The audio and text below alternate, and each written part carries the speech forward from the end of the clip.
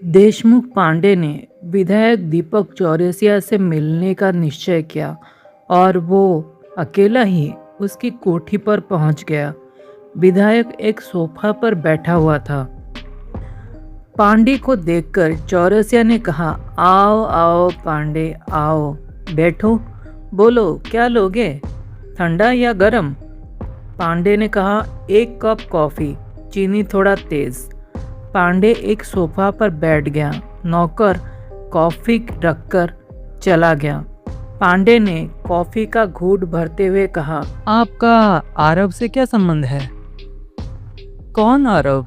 मैं किसी आरव वारव को नहीं जानता। चौरसिया ने नाटक करते हुए कहा, मुझ पर अटैक करवाने में आपका ही हाथ था ना? आपके भेजे हुए गुंडों ने मुझे सब कुछ बता दिया है। बस मुझे ये समझ नहीं आ रहा कि इन सब में आपका क्या फ़ायदा है। पांडे, तुम ज़रूरत से कुछ ज़्यादा ही जान गए हो।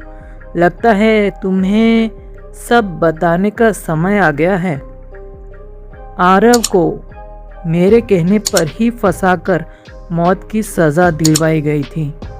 उसे जिंदा भी मैंने ही करवाया था और जिंदा होने के बाद मैंने ही उसे अपने पार्टनर्स को मरवाया था, ताकि मेरा जो सीक्रेट है वो हमेशा सीक्रेट ही बना रहे, साथ ही किसी को हिस्सा भी देना न पड़े। इसके बाद विधायक दीपक चौरसिया देशमुख पांडे को सब कुछ एक मशीन की तरह बताने लगा। सब कुछ सुनने के बाद पांडे तो बिल्कुल उसके होश ही उड़ चुके थे। सिर्फ एक ताम्रपत्र को चुराने के लिए इतनी बड़ी षड्यंत्र तुमने की?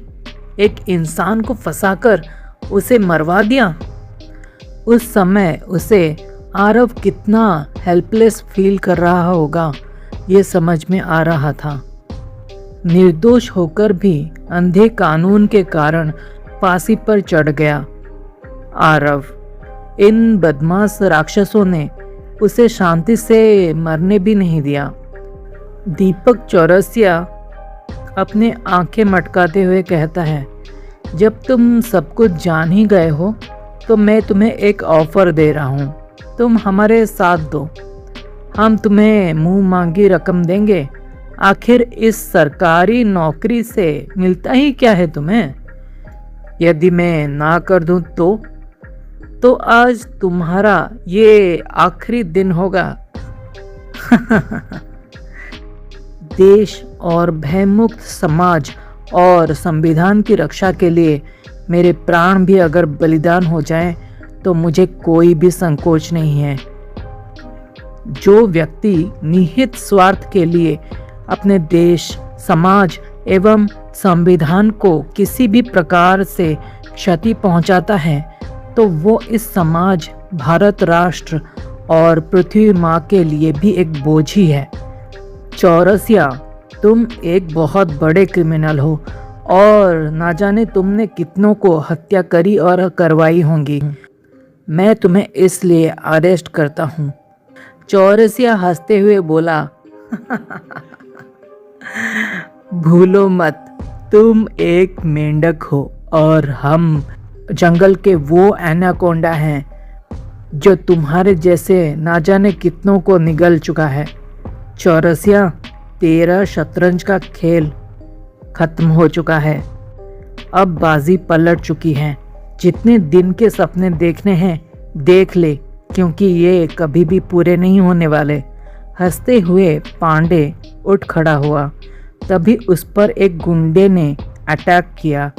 उसके वार को अपने हाथ से रोककर पांडे ने भरपूर लात चला दी, जिससे वो दूर गिर गया। फिर 3 गुंडे और आ गए।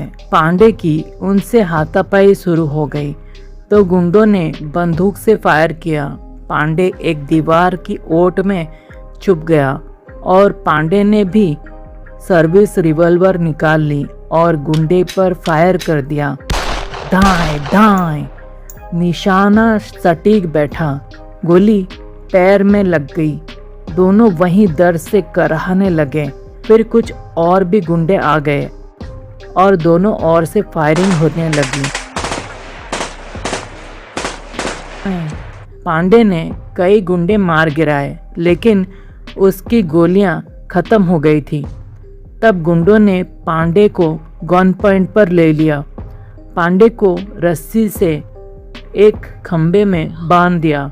तभी पांडे को एक परिचित दुर्गंध का एक झोंका अनुभव हुआ।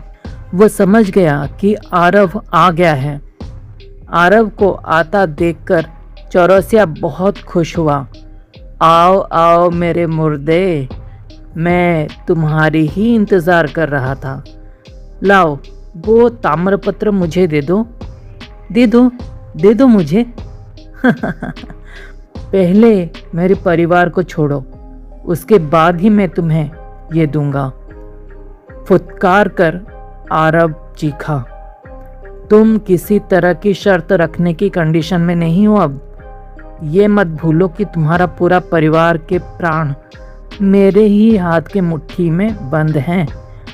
लाओ मुझे दो वो ताम्रपत्र, चीखते हुए चौरसिया बोला।